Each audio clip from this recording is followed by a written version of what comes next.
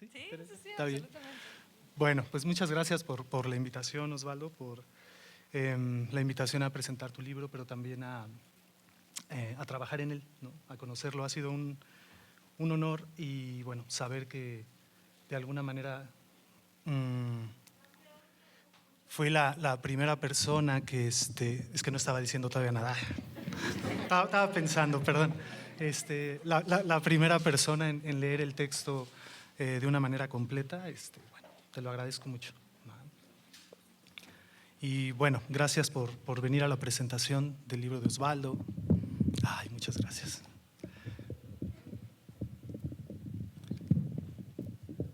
¿Ahí se escuchará bien? Sí, perfecto. Bueno, para hacer la primera presentación es lindo y bueno, ojalá sigamos así y en poco tiempo estemos develando la placa de las 500 presentaciones, así como se acostumbra en los teatros, ¿no? Bueno, estando ahorita aquí arriba, de alguna manera recordaba los encuentros que he tenido contigo, Osvaldo, ¿no?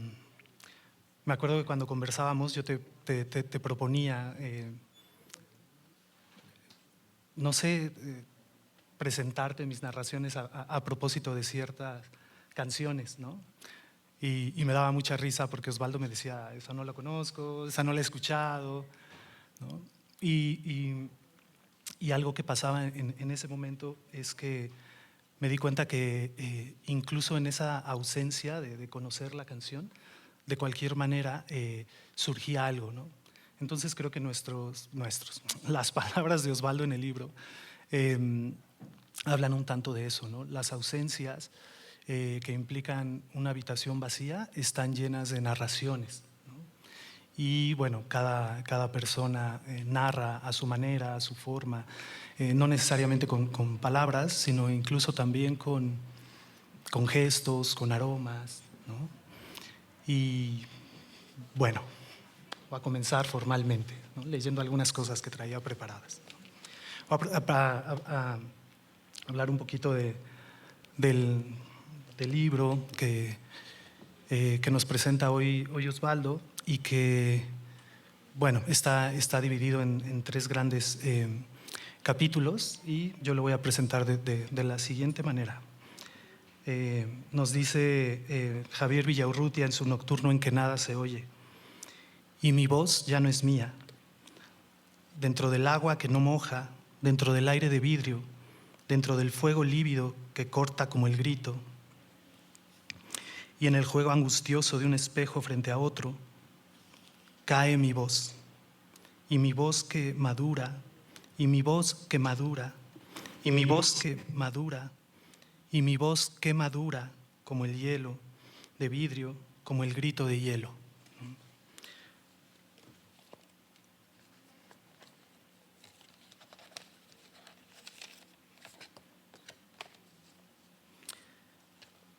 Surge mi voz. ¿Puede surgir acaso? ¿Surge? Sí. ¿De dónde precede? ¿De dónde procede? Del duelo.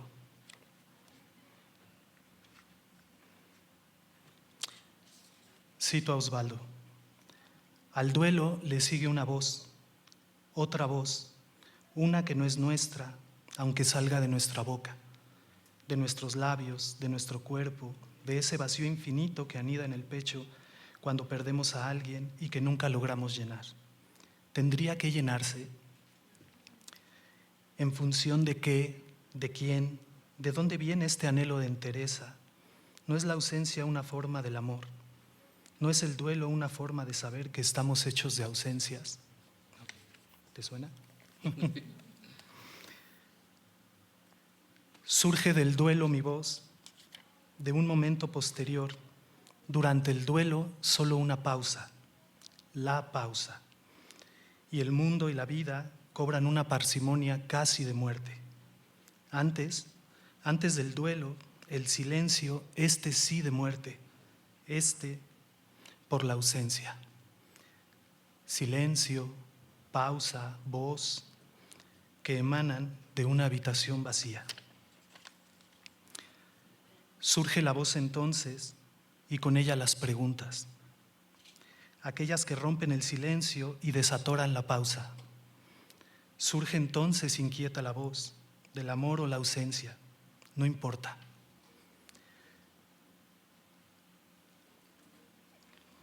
Semanas después de la muerte de su abuelito, Diego, de 7 años, me pregunta: tío, ¿qué pasa ahora con mi abuelito?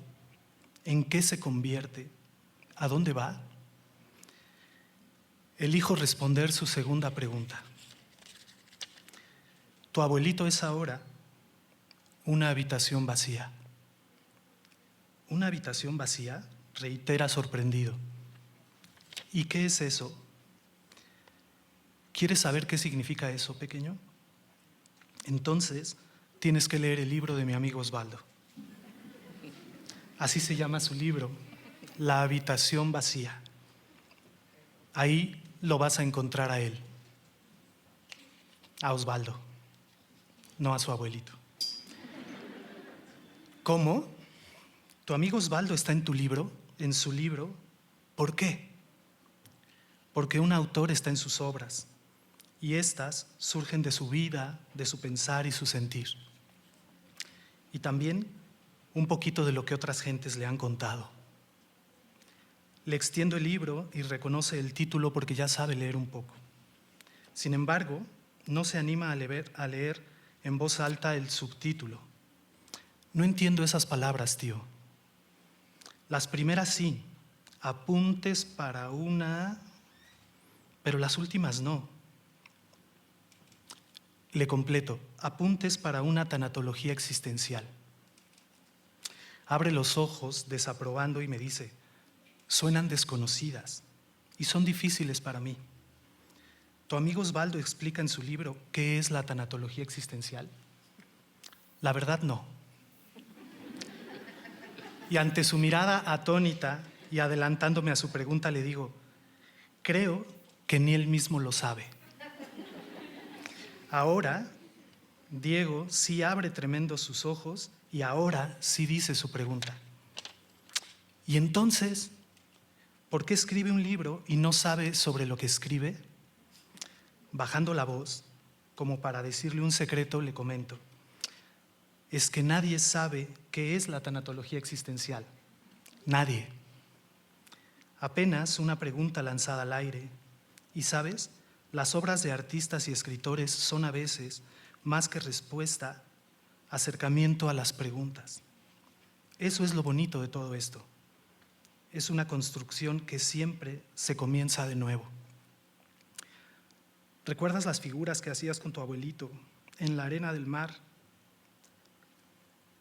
donde llegaba la ola y las tiraba y luego volvían a empezar? Pues sí me acuerdo. Ahí fuimos muy felices con mi abuelito, en Mazunte. Y comenzó Diego a contarme esas historias y el libro quedó atrás y solo importaba su amor. Al escucharlo, yo pensaba que a final de cuentas una habitación vacía sigue siendo una habitación, vacía pero no deshabitada, donde habita la presencia ausente o la ausencia presente. Vayan ustedes a saber cómo es la cosa. Mejor vuelvo la atención a los relatos de Diego, a su voz, que ahora ya no son preguntas, sino historias, historias que habitarán su habitación vacía amorosamente. La de él con su abuelito. A Diego se le murió su abuelito, a mí se me murió mi papá. Quiero decir, no solo se murió, sino que se nos murió. A mi hermana, a mi hermano, a mis sobrinas también y por supuesto a mi mamá.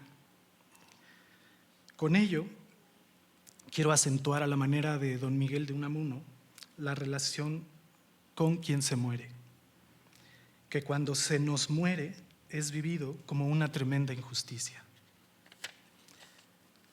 Así, cada muerte es nuestra, muerte propia y diferente, al igual que no hay dos habitaciones vacías iguales. Por lo demás, de cada cual depende que esa habitación vacía no quede desolada. las historias que hacemos al respecto buscan un buen lugar, es decir, un otro que escuche y quiera escuchar y comprender y acompañar. Esta experiencia la he tenido yo con Osvaldo y por ello puedo decir que él está en su libro, acompañando, escuchando, mirando al otro que sufre. Recuerdo la pregunta que hace una terapeuta y que la traigo a colación por lo que me mueve tu libro, Osvaldo. ¿En qué vida no existe ese suave duelo acerca de algo muy especial que lo acompaña silenciosamente y que no puede ser resuelto psicoterapéuticamente? Quiero decir, ¿en qué vida nuestra no existe una habitación vacía? Y bueno, voy a finalizar con un fragmento de una carta de Rilke. Lo voy a leer. Yo no puedo recitarlo de memoria como tu maestro Melich, que recita a Rilke de memoria y en quién sabe cuántos idiomas. Bueno. Carta a una muchacha. Ojalá la vida se le abra puerta tras puerta. Ojalá encuentre en sí misma la aptitud para confiar en ella y el aliento necesario para otorgar justamente a lo difícil y pesado la máxima confianza. Me gustaría repetir siempre a los jóvenes una sola cosa, casi lo único que sé con seguridad. Hemos de mantenernos en lo difícil, en lo que pesa. Esta es nuestra parte y nuestra herencia. Hemos de adentrarnos tan hondamente en la vida que la soportemos y sea para nosotros carga y peso. En torno nuestro no ha de haber placer, sino vida. Para muchos, es verdad, la vida se hace ligera, fácil, divertida. Pero es así solo porque ya no se la toman en serio, porque dejan de vivirla con autenticidad y de realizarla con su ser más propio. Esto no es progreso en el sentido de la vida, sino renuncia a todas sus amplitudes y posibilidades. Lo que se nos exige es amar lo difícil y aprender a soportarlo. En lo difícil se encuentran las fuerzas amigas, las manos que operan en nosotros. En lo difícil hemos de tener nuestras alegrías, nuestra dicha y nuestros sueños. Allí se levantan ante la profundidad de ese trasfondo. Allí comenzamos a atisbar qué bellas son. Solo en la oscuridad de lo difícil tiene sentido nuestra mejor sonrisa. Allí comienza a brillar con su profunda y soñadora luz. Y en la luz, que por un instante irradia, vemos las maravillas y tesoros que nos rodean. Ojalá eso podamos encontrar en nuestras habitaciones vacías y creo que el libro que nos presentas, Osvaldo, nos acompaña a eso, ¿no? A acoger lo difícil, lo pesado, de una manera humana, sencilla, sin que haya aprendizajes que dar de por medio, ¿no? Y bueno, cuando comenzaba a leer este libro, a mí me parecía un libro muy tierno, muy enternecedor, ¿no? Y ello, a pesar de muchas citas que hay ahí y nombres de filósofos extraños, ¿no? Bueno, no es eso lo que importa del libro, ¿no? Son las reflexiones, los comentarios que haces, Osvaldo, así como el tino con que retomas en cada una de las partes las viñetas o historias que te han compartido las personas que han estado sentadas frente a ti. Bueno, pues larga vida al libro y ojalá pronto haya otros más. Muchas gracias.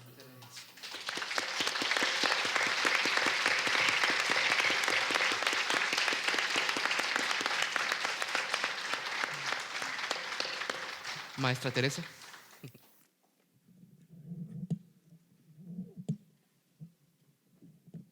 ¿Ahí se escucha bien? No. Gracias. ¿Mejor?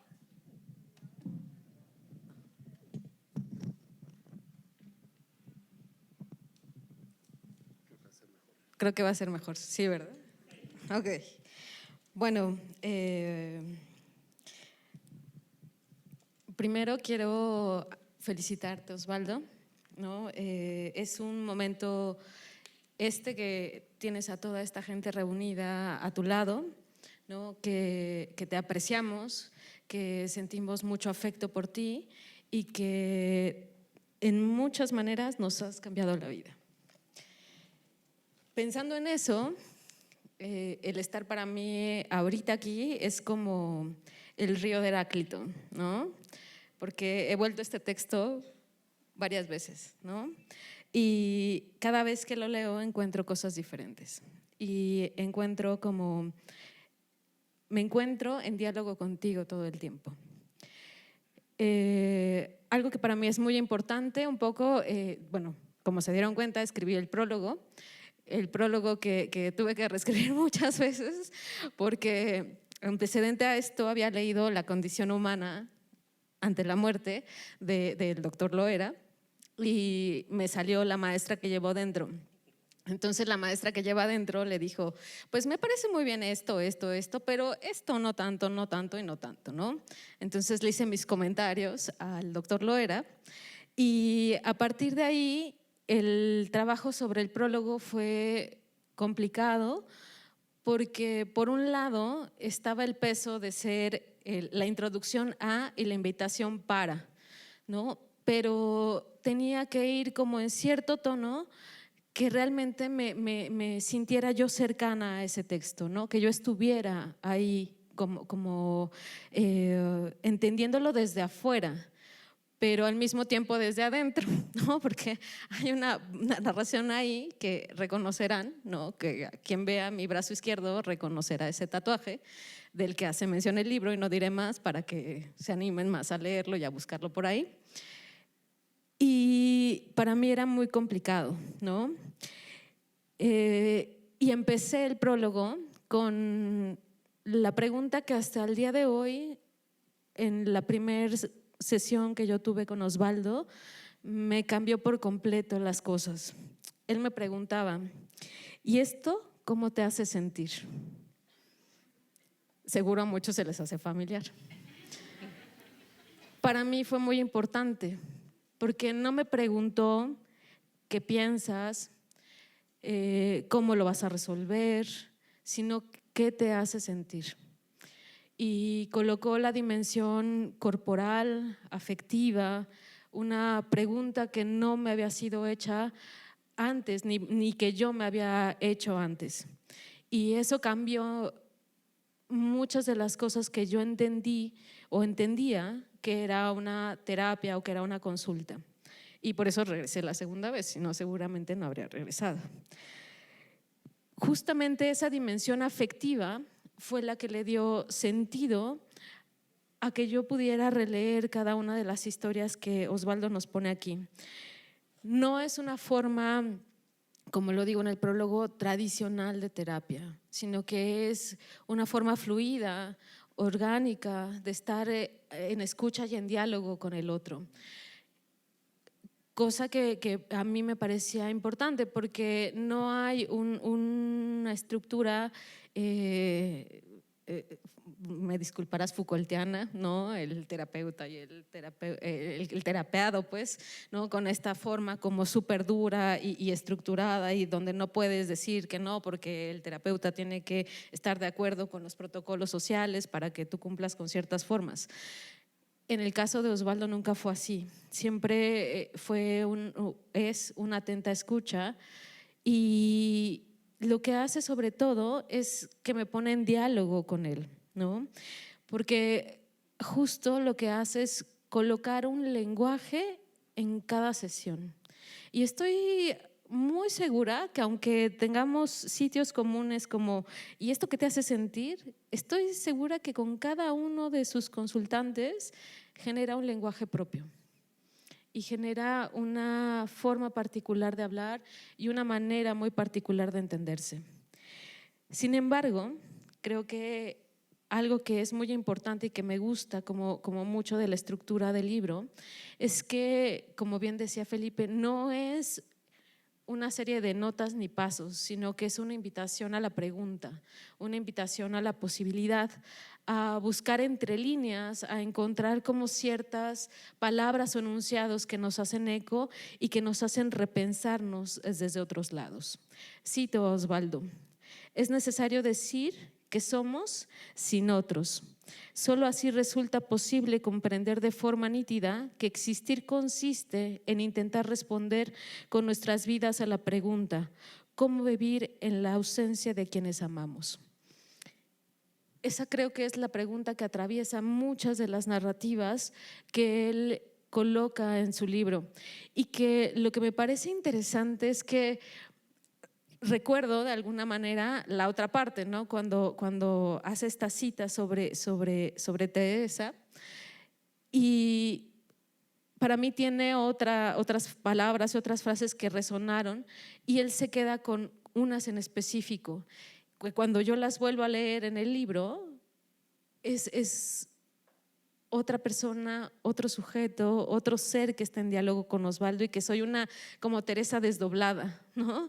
Y que eso es justamente mucho de lo que genera este libro, como aperturarnos a la posibilidad de ser diferentes, de no quedarnos únicamente con una misma estructura y con la creencia de que tenemos que vivir de la misma manera las ausencias y las pérdidas, sino que existe, digamos, un cuestionamiento sobre la forma en que la sociedad ha rechazado las lágrimas, el dolor, el tiempo, la pérdida, la ausencia, en cómo no se nos da tiempo, ¿no? Cómo él cuestiona y pone en pregunta, ¿no? ¿Por qué hay que vivir de determinada manera el duelo como si fuera único, cuando en realidad es múltiple como cada uno de nosotros, y que como cada uno de nosotros también somos diferentes en cada momento de la vida?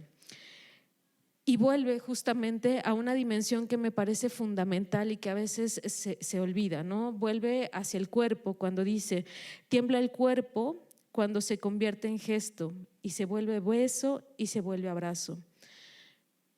Me parece fundamental eso en este momento, en un momento en el que pasamos 2 años en un resguardo y con un pesar sobre el cuerpo y sobre la cercanía, donde los duelos se tuvieron que vivir a la distancia, donde las ausencias se tuvieron que vivir sin poder ritualizar y sin poder generar estos gestos de afecto y de amor sobre el cuerpo.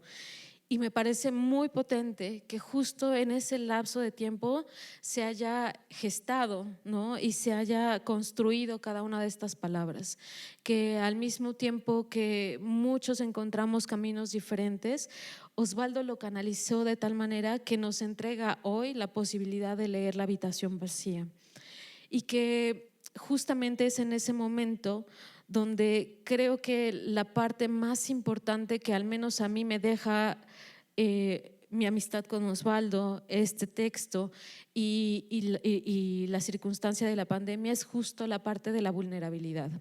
Y lo citaré un poco de nuevo. Me siento cercano a quienes se desesperan, a quienes sufren por no poder dejar de ser como son, a quienes desean lo imposible a su pesar, a quienes quieren olvidar y no pueden, a quienes quieren recordar y no lo logran. Tan vulnerables, tan ambiguos, en ellos confío. Después de todo, el ser vulnerable es el único capaz de amar a su prójimo.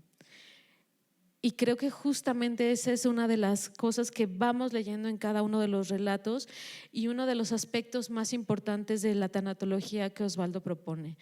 Justamente la posibilidad de ver al otro como otro, no en una necesidad de volverlo uno mismo ni una identidad propia, no de encasillarlo en una sola forma, sino que cada uno que está del otro lado hablando y dialogando con él encuentre sus múltiples posibilidades. y que justo ahí es donde también hay una potencia muy grande, que es la potencia de la escucha, y que esa escucha, como él lo dice, es un riesgo, y que ese riesgo justamente es el que rompe la indiferencia. Cuando somos capaces de guardar silencio y escuchar al otro, pero escuchar con oídos abiertos, con oídos del corazón, con oídos de la apertura y del afecto.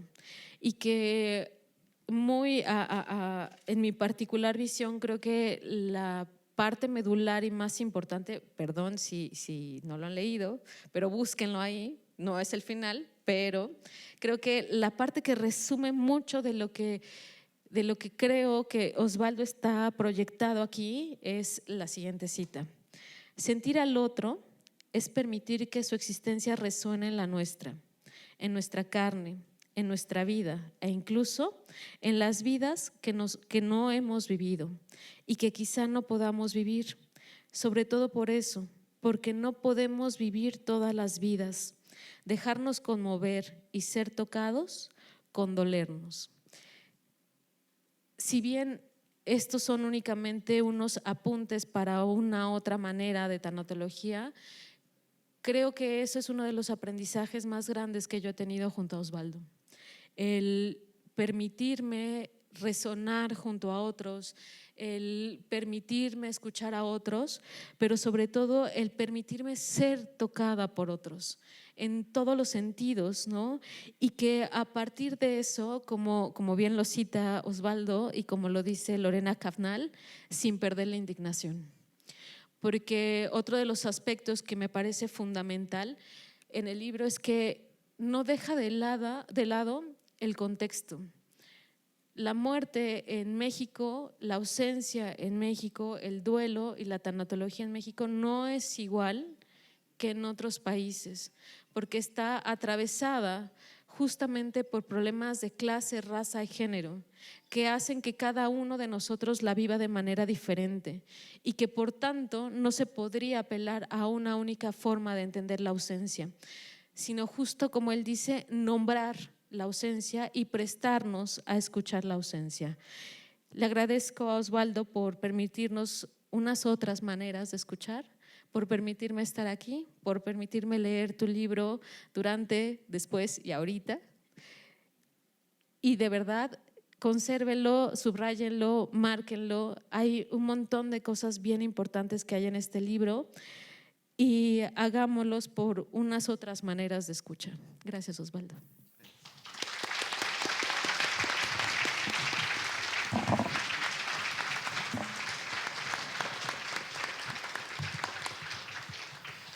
Luego de haber escuchado a los comentaristas, les pido unos minutos mientras van subiendo del escenario el guitarrista Felipe Fonseca y la chelista Montserrat Zamora para que demos paso al recital.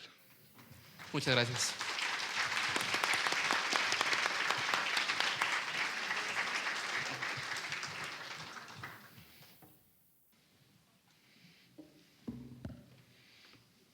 Agárrese el hombro.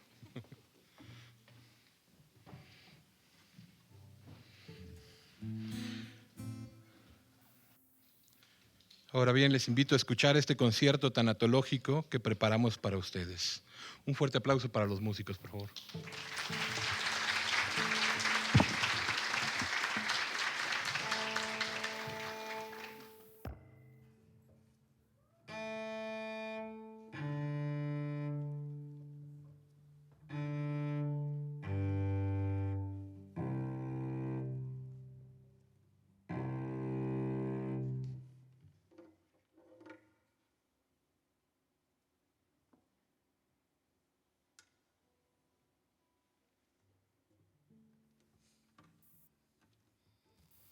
Silencio. Al duelo le precede el silencio, como el silencio de una inesperada página casi en blanco. Los duelos nacen del silencio que dejan aquellos a quienes amamos. Un silencio inquietante, lleno de nuestros gritos que la costumbre ensordece y que nunca responde. Herminia me contó que después de la muerte de su mamá, le era imposible pasar una noche en casa, donde vivió con ella durante 50 años.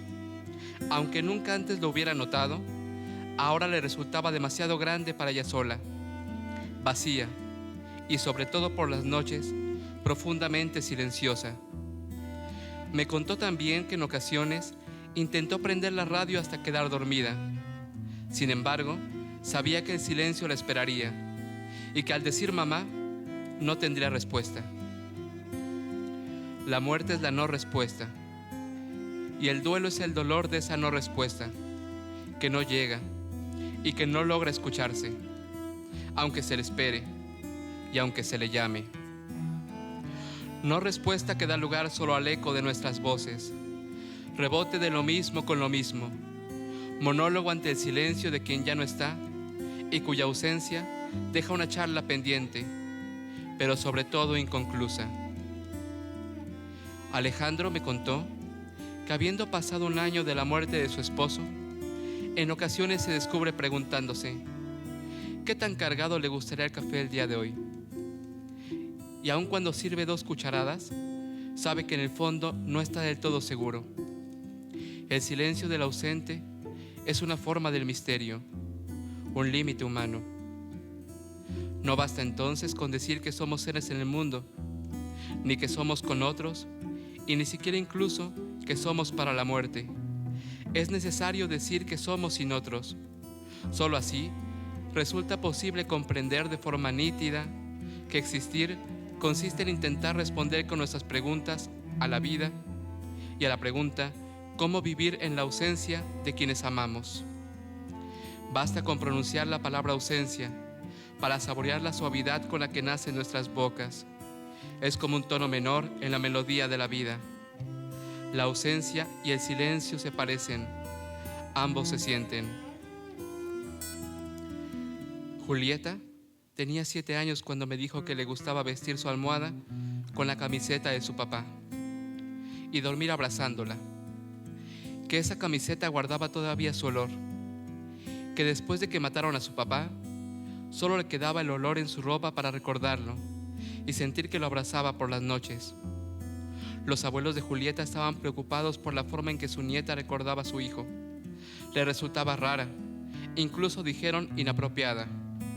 Y aunque ellos buscaban inculcarle otras maneras de extrañar, tal vez más convencionales, volvían a encontrarla por las noches, abrazada de la almohada y del recuerdo de su papá. ¿Cuántas formas de extrañar conocemos? ¿Cuántas formas de extrañar habremos de inventar? Sabemos que nuestro presente está habitado por espectros que nunca nos abandonarán. Por tanto, es necesario estar alerta frente a todos los que se jactan de saber administrar políticamente la memoria. ¿Cuánto tiempo es sano que dure un duelo? ¿Cuál es la forma correcta de llorar? ¿Qué debemos hacer con el recuerdo? Preguntas frecuentes, pero profundamente crueles. La existencia no soporta imperativos. Hay ausencias que nos acompañan durante toda la vida. Los duelos no saben de etapas ni de categorías.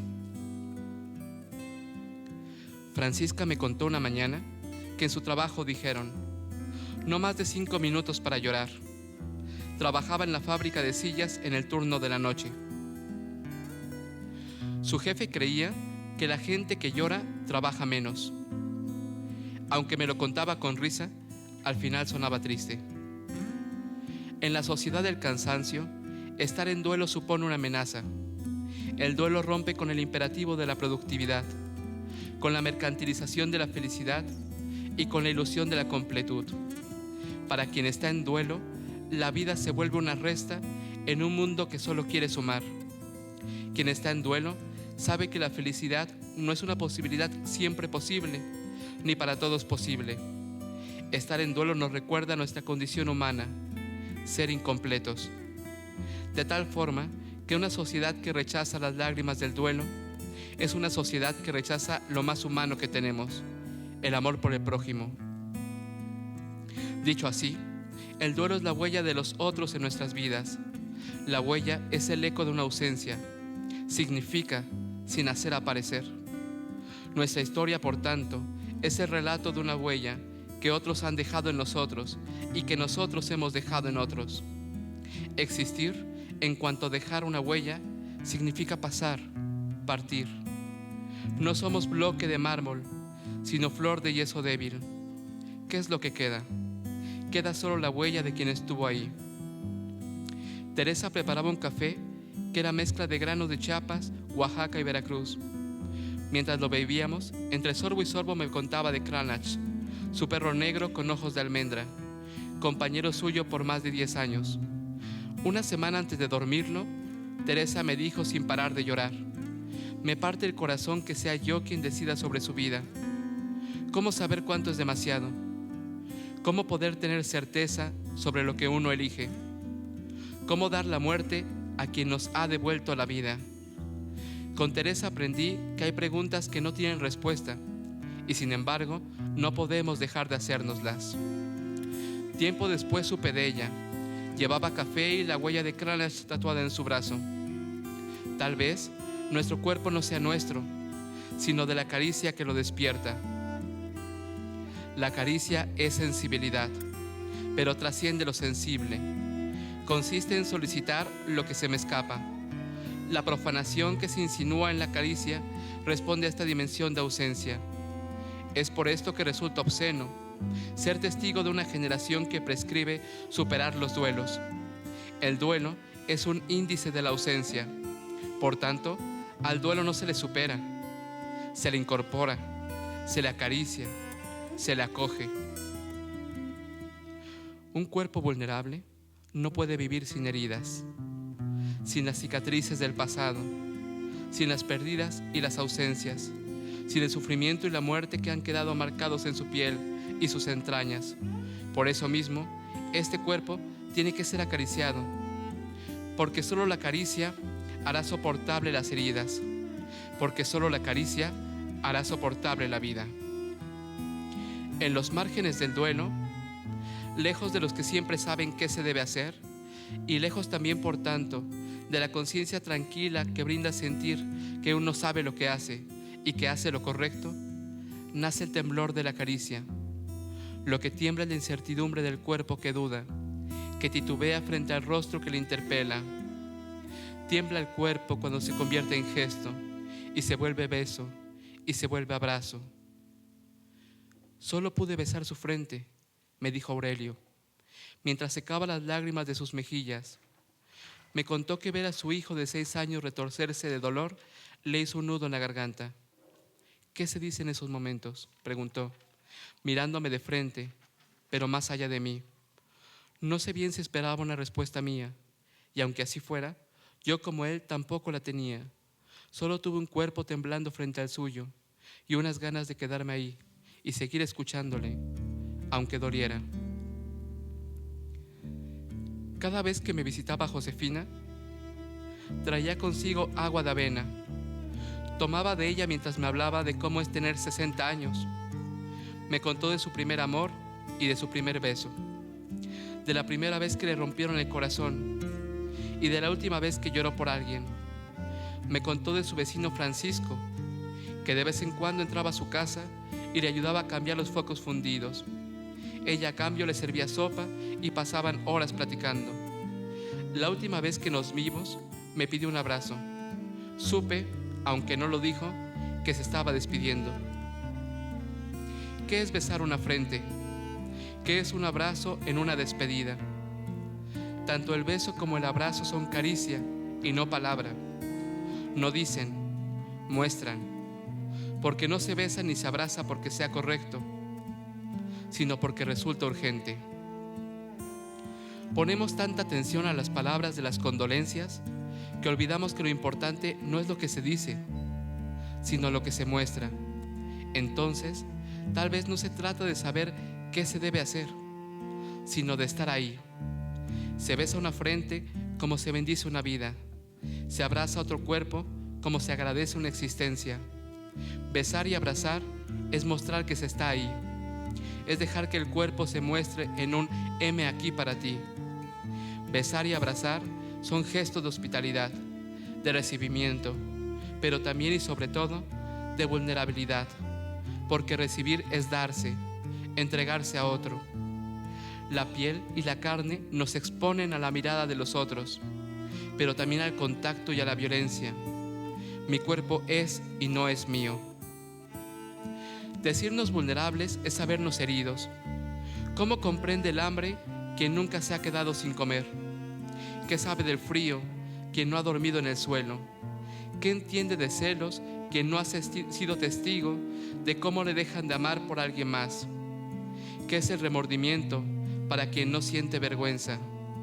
¿Cómo escuchar entonces si no es a través de nuestra propia herida? Yo no confío en quienes ocultan sus heridas para mostrarse ilesos, resueltos y puros.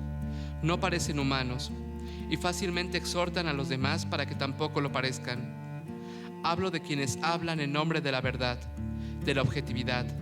Hablo de quienes dicen haber encontrado el camino correcto para la vida humana y sonríen a la cámara con la sonrisa de quien cree estar a salvo del sufrimiento, de la precariedad, del dolor. En cambio, me siento cercano a quienes se desesperan, a quienes sufren por no poder dejar de ser como son, a quienes desean lo imposible a su pesar, a quienes quieren olvidar y no pueden, a quienes quieren recordar y no lo logran. Tan vulnerables, tan ambiguos, en ellos confío. Después de todo, el ser vulnerable es el único capaz de amar a su prójimo. Era julio y llovía. Visitaban a Lilia los lunes por la noche. Solía llevar conmigo un lápiz y un libro. En esa ocasión, en la sala de espera, leí y subrayé lo siguiente: ¿quién nos ha preguntado, ¿soy un monstruo o esto es ser una persona? Al entrar, después de unos minutos en silencio escuchando la lluvia por la ventana, decidí contarle todas las veces en que he sentido que soy un monstruo. Cuando me dijeron te amo y mentí. Cuando dije estaré siempre para ti y en realidad nunca regresé. Cuando dije mejor no, después de haber dicho que sí. Cuando no dije lo que sentí por temor a ser abandonado. Todas las veces en que me he mentido para intentar ser fiel con quien digo ser. El yo es una trampa. Terminé de hablar agitado y mirando el tapete de colores que había entre Ana Lilia y yo, al final, cuando nos despedimos, me dijo: se requiere mucho valor para mirarnos, Osvaldo, sobre todo donde duele. Decirnos vulnerables es saber que no hay un dolor igual a otro y que, sin embargo, ser dolientes es lo más parecido que tenemos entre unos y otros. Tengo la sospecha de que es posible apelar a un nosotros, pues todos tenemos alguna noción de lo que significa haber perdido a alguien. La pérdida nos reúne a todos en un tenue nosotros, y si hemos perdido, se deduce entonces que algo tuvimos, que algo amamos y deseamos. Hay que defender este tenue nosotros del extremo fascista unos u otros, porque es muy fácil caer en la tentación de mirar desde afuera y ver etapas donde hay un rostro, ver duelos patológicos donde hay nostalgia y ver un paciente donde hay un prójimo. Al rostro, a la nostalgia, al prójimo no se les ve, se les escucha, es decir, se les siente. Hay que sentir. Quienes se sienten logran crear una comunitas de dolor. Al sentir se teje un puente del yo al tú, un yo-tú, que no es jerarquía, sino antiestructura. Solo así resulta posible preguntarnos no quiénes somos, sino quiénes dejamos de ser. Porque perder es perdernos, desposeernos. El duelo es una experiencia desidentitaria. Tanto como los demás nos dan existencia, existiendo con nosotros, sus ausencias imposibilitan ciertas formas de existir. No es como si un yo existiera independientemente por aquí y que simplemente perdiera un tú por allá, especialmente si el vínculo con ese tú forma parte de lo que constituye mi yo. Si bajo estas condiciones llegara a perderte, lo que me duele no es solo la pérdida, sino volverme inescrutable para mí. ¿Qué soy sin ti? Los duelos revelan que no somos tan dueños de nosotros mismos, que formamos parte de un tejido en el mundo, y que las ausencias nos deshilan, volviéndonos otros, desconocidos, extranjeros, extraviados. Es entendible que una cultura que adora la identidad, favoreciendo lo continuo, lo estable y lo permanente, rechace tan arduamente al duelo, tal vez porque es una de las experiencias que nos demuestra que existir consiste en afrontar la discontinuidad del tiempo, la ambigüedad de la vida y lo impermanentes que somos. Dicho de otro modo, creo que las pérdidas nos muestran que lo que somos nunca lo somos completamente. Quizás el duelo tenga que ver con aceptar sufrir un cambio. Tal vez debiera decirse someterse a un cambio, cuyo resultado no puede conocerse de antemano. Sabemos que hay una pérdida, pero también hay un efecto de transformación de la pérdida que no puede medirse ni planificarse. Es por esto que resultan cómicos, pero al mismo tiempo peligrosos, quienes predican una preparación para la muerte, la nuestra y la de los nuestros. Uno no puede prepararse para la muerte, como tampoco para la vida, porque ni la muerte ni la vida están dadas. Te voy a enseñar a vivir significa, a veces en tono de amenaza, voy a formarte, incluso voy a enderezarte. Ante la muerte como ante la vida, permanecemos ineducables. En consecuencia, tengamos cuidado con quienes prescriben el camino del duelo, porque en toda moral opera una lógica de la crueldad. No hay camino, aunque caminemos. Quien está en duelo lo sabe bien. La experiencia del duelo revela nuestra condición de extranjería, de no saber hacia dónde vivir, lo que paradójicamente posibilita la vida. Los que indican el camino del duelo son los que se pierden del bosque buscando el claro. No hay que buscarlo, no hay que buscar. Es la lección inmediata de los claros del bosque. No hay que ir a buscarlos, ni tampoco a buscar nada de ellos, nada determinado, prefigurado, consabido. En cambio, vivir un duelo es perderse en el bosque, perder incluso el nombre con que fuimos nombrados por quienes ya no están. Estar en duelo es adentrarnos al bosque y transitarlo sin brújula, sin la posibilidad del retorno, abandonar esta patria llamada yo.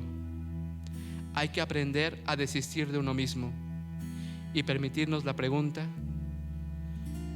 ¿cómo vivir ahora?